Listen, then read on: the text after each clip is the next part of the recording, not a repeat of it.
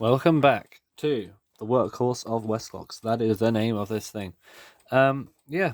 Why do you want to go and put spurs in their eyes? Now is the time for... Can you see anything in that? Any reflections? Maybe not. Now is the time for the disassembly of the movement. So we have this beautiful clean case, but a non-working movement inside, which is a real shame. Last episode, the introduction of the disassembly, I hinted at the possible repainting of some certain hands that may or may not exist. Well, I did indeed repaint the hands. So do you want to see what they look like? I have put a single... I have not even put this back in. What I'm going to do is I'm just going to show off what it looks like with the new repainted hands that I repainted. So, tell me what you think, ladies and gentlemen. You might think, hey, aren't they supposed to be white or something? Weren't they white before? Well, what you saw before was the white paint underneath the luminous paint. However, I've painted these in a slightly brownish colour to mimic the look of old expired radium paint, which would have been on these hands before. And I think it is a pretty good match, actually. The alarm hand isn't supposed to be that colour as well. That's supposed to be pure white, but I was a bit lazy, to be honest, and I thought it'd be nicer if they all matched. So, with that aside, let's disassemble this. It really hasn't been reassembled properly. I haven't put any of the screws in it. You can commence the... Oh no, what have I done? I've put the hand back on again. Hopefully it won't be as difficult as it was the first time to remove. Yeah, here's a lesson. Don't put hands back on unless you want to go through the hand removal again. Is this a job for the old Mr... Oh no, it's not. Okay, fine. Put these back in there. Now these are not luminous. These are just this colour for pure aesthetic purposes, because really the face doesn't glow anymore, and glowing's just a gimmick, really. I don't really use glowing clocks much, plus they're probably hazardous as well. So yeah, I'll also put a couple of screws in there, so let's take those out. And then we are back where we were.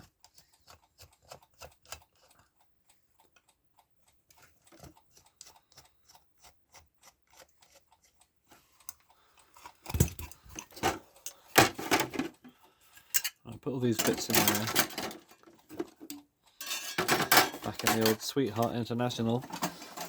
Put it up there. Need to fix that pot somehow.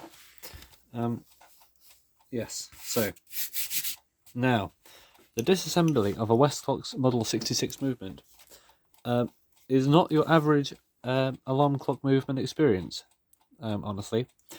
There are a few features that set it apart from your typical alarm clock movement. For example, it is attached from the front plate and the pillars are attached to the back plate. Usually you'd have nuts on the back. This is the back. And that will attach to pillars which are riveted to the front plate. However, these ones, the pillars are riveted to the back plate and the attachments are on the front. Also, the knobs on this are not pull off. You actually have to lever them off with special tools because they are on very, very stiff. Also, there is a lot of pot metal in this.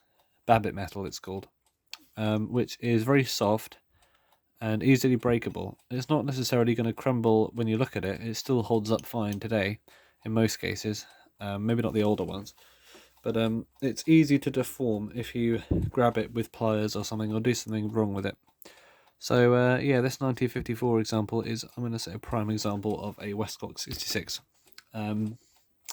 Yeah, it's just it is the 66 right here. 54 is probably the year where the 66 was at its prime. It's before it started to get bad.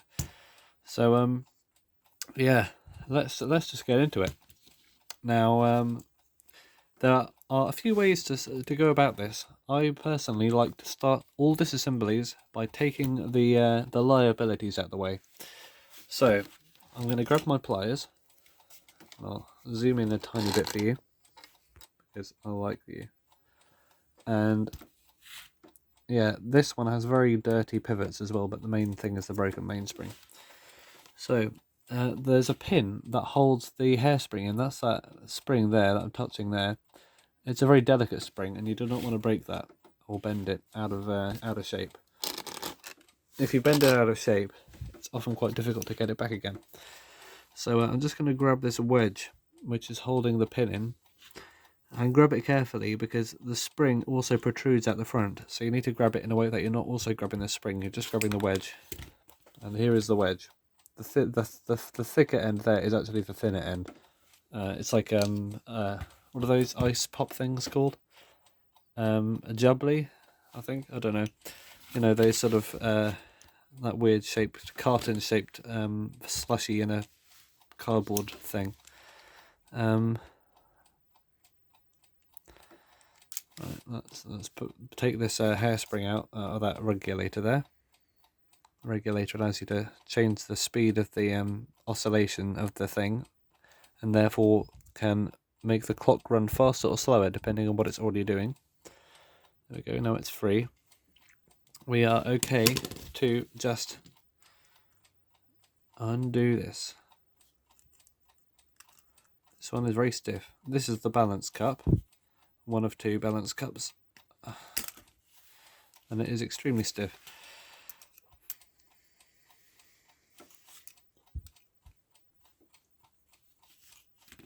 There we go. Ta-da! And this looks like in great condition. It's slightly tangled up, so I'm just going to untangle it quickly. There we go. Now we have a perfect, not the sharpest points in the world. The sharper the points, the better, because that allows it to run faster and smoother. Less friction, you see. And that there is the pallet or lever, and that's what makes the spinny turn into the flappy. I don't know how else to put it, to be honest. You're probably watching this, and either you just want to repair your own Spur, or Westclox 66 for that matter, and you don't necessarily want to learn about how horology works, because really, I mean, you know, who's got time for that? But it's also good to know. So I'd recommend, if you want to learn about how clocks work, you can either check out Greg from the Gregola Horology Club on YouTube. He's also repairing a 1954 Spur, and I'm collaborating with him with this. This is my input. This is my own Spur service. But if you look up the Workhorse or Westclox, you'll find his videos on these as well, and he goes into much bigger detail about how these things actually work. So that's why I'm not going to go into too much detail about the goings on of how a mechanical alarm clock movement works. So I'm just going to go through my personal choices and methods to disassembling and cleaning these things. So here are the 4 screws which hold it together. Now, I'm not going to say go straight into that, because there are things you need to do before you remove those 4 screws. For example, these knobs are preventing you from pulling the plates apart anyway. That's because on the other end of this knob, this shaft goes all the way through the middle, and there's a pinion under that wheel there. And you can't take that wheel off anyway yet, because this is the alarm cam, and that is connected to that knob there as well, so you couldn't pull those apart if you tried. That's why it's important to lift these knobs up with a particular special technique. Now, this technique applies to these clocks which have this washer shape here, the eye. It's like a black eye shape. If yours has a coiled spring underneath, and that's from a Scottish one from the late 50s, early 60s, maybe just early 60s, then that is a different method, and I'll go into that another day. But this one applies to these ones with this spring washer here. And if you're not too worried about scratching up the plates, then that's great, because what I'm going to do now is I am going to put my screwdriver under one end and just do that and wiggle it so that the ends of the spring are no longer in those holes. That's difficult because there are 2 of them. You can also just twist it like this with there we go. Twist it with pliers to just dislodge it from those holes. Now the spring is floppy because it's no longer contacting in the same place. Also, we've done something. Yeah, it's ringing right now. That's not good. because it's noisy, that's all. So that's the ringing out the way. So now you have this floppy washer here. That's not really a washer, it's a spring, isn't it? So then I'm going to get some these needle nose pliers, which are rounded at the end, like that. And I'm going to start by putting it under there, under that knob, like that, and sort of rolling it up. Oh. There we go, that's one knob off. That was the hardest one actually, this alarm knob. So put that over there. Now for the time knob, we can get that washer off now. There it is. Make sure that keeps its shape, because if it goes flat, then the clock won't really work anymore. And you can pull this out the front. Ta-da! And that is the alarm cam. You can just pull that straight out there. Washers will fall out, so keep an eye for those, okay? If they don't fall out, then they're stuck in there somewhere. But keep an eye out for some small washers, like these. These washers with that slightly rectangular hole in the middle are vital for this thing, so do not lose those and keep them safe. Because they keep the tension and grip into the alarm. Without it, the alarm hand will just drift with the time and it would not operate, function, or do anything correctly. So let's go back to this side. No more alarm to worry about, alarm shaft. Now we've got this time knob. So the time knob is easier to remove because there's no washer under that. You can just roll your pliers up and underneath it, like that. Ooh. And that can get it off. I've got to say, these slightly earlier ones, this is 50s, the slightly earlier ones are easier because they've got these slits into the knobs. The slightly later ones with the holes at the end of the knobs are a little bit more difficult. You might need to use 2 pairs of pliers. But if you want to see me remove a different kind of knob and you're struggling with yours, leave a comment and I will very gladly assist you. And finally we have this hammer knob. This knob controls the hammer that turns the alarm on and off because it's connected to the hammer, and that slots in and out of there and moves the position of it. All be explained later. And with this one, you don't have to remove it, but you can. It is just as removable as the other ones. So I'm just going to get my pliers under there, like that. And then I'm going to get a screwdriver underneath the pliers. And I'm just going to give it a twist. And I'm removing this one because the hammer can come out with it, and it's easier to clean the plates when this isn't in there. Hopefully this cooperates, because it's not always the easiest thing to remove. But need a bigger screwdriver. But yeah, this is the idea anyway.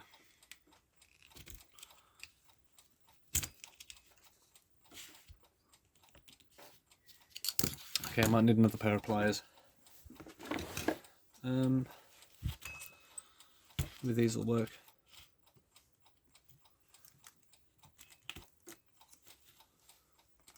Put those under there, and there's a lot of sort of hammingness with this, to be honest.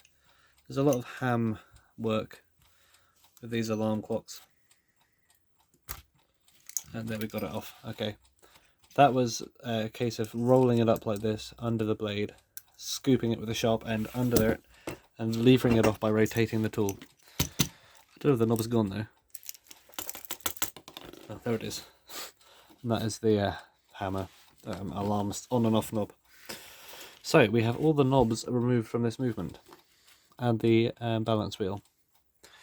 The next step is to take it apart, really. That was the hardest part of the whole thing. So if you're doing this with me, well done if you got to this stage, because that was the hardest part.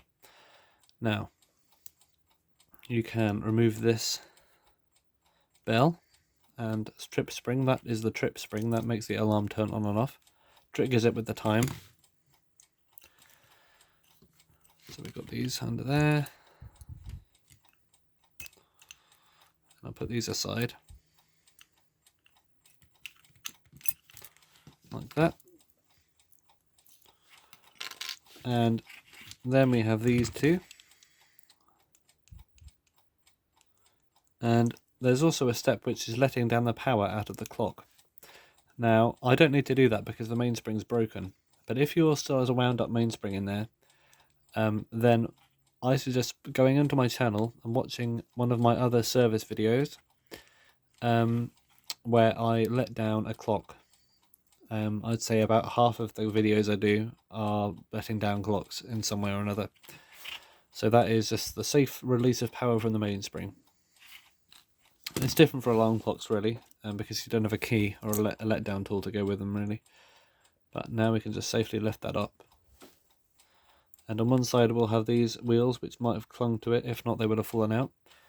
And then the other side we will have this sort of thing happening here. Now I'm going to end this video by finding a little pot or a little tray to put stuff in. So give me 1 second. So I strongly recommend, even if you're a disorganised person like me, putting all of the parts in dishes and stuff, because they're easier to keep an eye on and not to lose. So just check if there are any bent pins on the end of these. There doesn't appear to be. I think the mainspring was the main problem with this. Snapped. See, that's the middle of the mainspring. This middle coil right here is basically waste at this point, unless you can repair mainsprings. But I'm not going to throw this away, purely because repairing the mainsprings is something I'm not going to try and learn in the future. So I'm going to put these aside, but if you don't know how to repair a mainspring, this broken mainspring here is pretty much junk.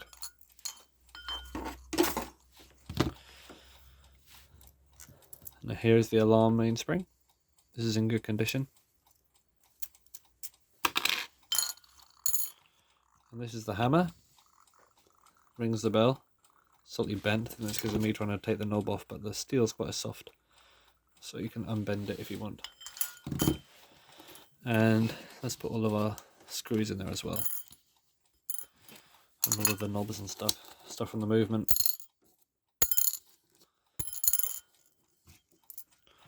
So that's that aside. If you want to, you can also remove this regulator. I'm not going to do that because this doesn't look like it's much. There's no benefit to doing that. But if it's too loose or it's too tight or something, you can remove that by levering up that rivet on the top, and you can get it back in there by hammering it in quite easily. So it's not a lost cause if you take that off or it falls off. So you see how dusty this is. This dust all needs to be cleaned off. And here's the other plate. Get that wheel out. And this is the centre wheel and cannon pinion. If you want, you can remove both of said things. You can unscrew the balance cup actually and take that out completely. I think it's just another thing which is easier to lose, but it is easier to clean the plates when it's not in there. So what I'm going to do is actually unscrew that all the way. And finally we have the centre wheel, and this pinion there is a cannon pinion that was previously covered up by the motion work. You can remove that as well, and it's up to you whether you do that. I don't think I already need to with this one. Most of the dirt is just dust. However, if you have a very completely caked in black stuff movement, it might help to just leave that off. It's not hard to do, and you can easily hammer it on in most cases. The reason I'm not taking it off as a second nature type kind of thing is not in 100% of cases do you get it back on. I personally haven't got it back on all the time. However, I've heard times that people take these things off these particular movements and they can't get them back on again, or they split or they crack or something. So I'm going to say, at your own risk, you can remove that, but I'm not going to do that for this demonstration because it is a basic repair. And I'm going to put this in there as well. So, put it over there so it's not going to get mangled by anything else. That is our movement in pieces. So thank you for watching this little guide on how I disassemble a Westclox 66 model movement, or model 66 rather, out of my 1954 Spur.